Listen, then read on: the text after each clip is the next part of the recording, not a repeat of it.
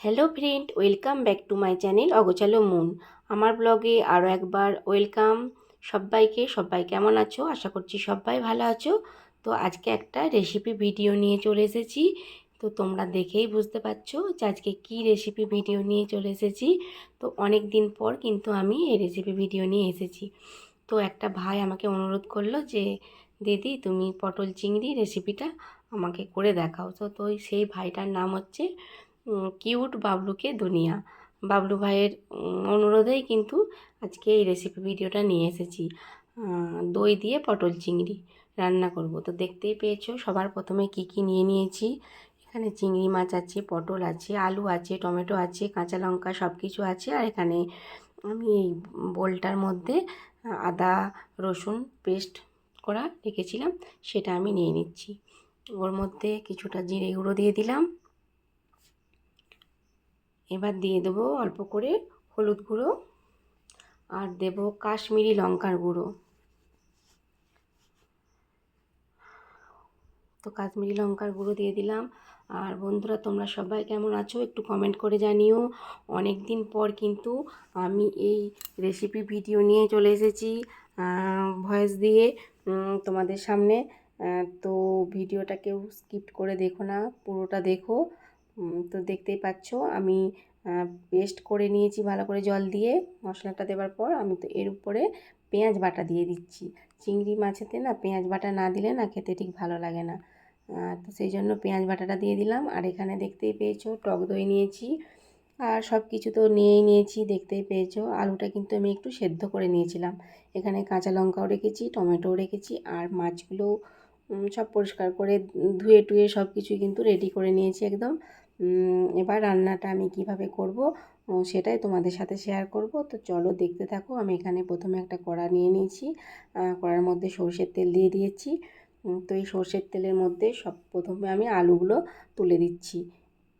তো সবার প্রথমে আমি আলুগুলো তুলে দিলাম। আলুগুলো আমি একটু ভালো করে লাল লাল করে ভেজে নেব। সব সবজিগুলোই কিন্তু আলাদা আলাদা করে ভেজে নেব। তো দেখো আলুগুলো আমি ভেজে নিচ্ছি। আমার আলুটা ভাজা হয়ে গেছে, কিন্তু আমি আবার কড়াইয়ের মধ্যে তেল দিয়ে দিলাম। তো এই তেলটাও হয়ে গেছে। এবার আমি পটলগুলো ভেজে নিচ্ছি। আর বন্ধুরা গরমে সবাই কেমন আছো জানাবে। প্রচুর গরম পড়েছে, কিন্তু সবাই সাবধানে থেকো। আমাদের এইদিকে তো প্রচুর গরম লাগছে। পটলগুলো আমি ভালো করে ভেজে নিচ্ছি।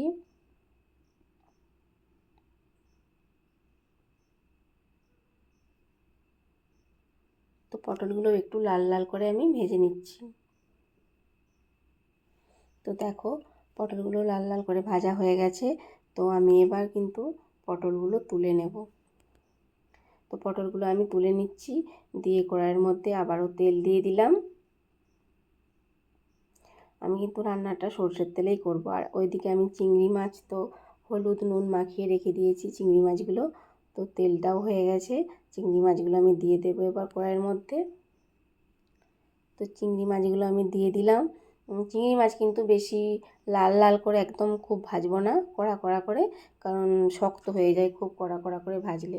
তাই আমি হালকা করে একটু ভেজে নিচ্ছি। তো দেখো আমার চিংড়ি মাছটাও কিন্তু ভাজা হয়েই গেছে। তো আমি তুলে নিয়েছি। আবার ওই তেলটার মধ্যে আরও একটু সর্ষের তেল দিয়ে দিচ্ছি।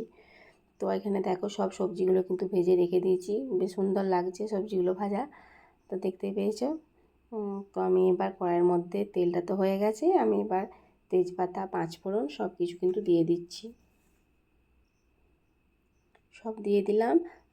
আর এবার টমেটোটাও তুলে দিচ্ছি। টমেটো আর কাঁচা লঙ্কাটা তুলে দিলাম কিন্তু। আর আমি কিন্তু পাঁচফোড়নের সাথে গোটা গরম মশলাও কিন্তু দিয়েছিলাম অল্প করে একদম, কারণ এই গরমে গরম মশলাটা খেতে ভালো লাগবে না। আর এলাচটাও দিয়ে দিলাম, দুটো এলাচ দিয়ে দিলাম। বেশি গরম মশলা গরমে খাওয়া ভালোও নয়, আর আমরা খুব একটা গরম মশলা পছন্দও করি না। আর দেখতে পেয়েছো এখানে পেস্টটা তো কড়াই আছে। তো কড়ার মধ্যে দিয়ে দিয়েছি। ওটা ভালো করে আমি ভেজে নিচ্ছি, নাড়াচাড়া করে নেবো, ভালো করে কষিয়ে নেবো। তো দেখো আমার মশলাটা হয়েই গেছে, তেলটা উপর দিকে উঠে গেছে। তো দেখতে পাচ্ছ শুকিয়ে গেছে অনেকটা। আমি এবার সবজিগুলো কিন্তু তুলে দেবো আস্তে আস্তে করে। তো সবজিগুলো আমি তুলে দিচ্ছি কড়াইয়ের মধ্যে। তো এই তুলে দেওয়ার পর ভালো করে কিন্তু আমি একটু কষিয়ে নিচ্ছি। তো ভালো করে আমার কষানো হয়েই গেছে, কিন্তু আমি এবার টক দইটা ফাটিয়ে রেখেছিলাম না, ওই টক দইটা কিন্তু আমি দেখতে পাচ্ছ এই যে ফাটিয়ে রেখেছি, টক দইটা আমি তুলে দিয়েছি কিন্তু পটল চিংড়ির মধ্যে দিয়ে আমি আবারও ভালো করে একটু কষিয়ে নিচ্ছি। তো দেখো ভালো করে আমাদের কষানো হয়ে গেছে। তো আমি এবার জলটা দিয়ে দিলাম।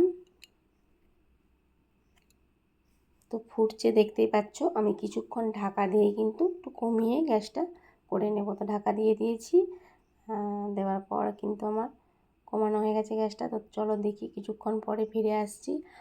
তো দেখি কতটা কি হয়েছে ঢাকাটা খোলার পর। কালারটা তো ভালোই লাগছে। তো হয়েই এসেছে, আর একটু জলটা শুকিয়ে নেব। ফুটছে দেখতেই পাচ্ছ।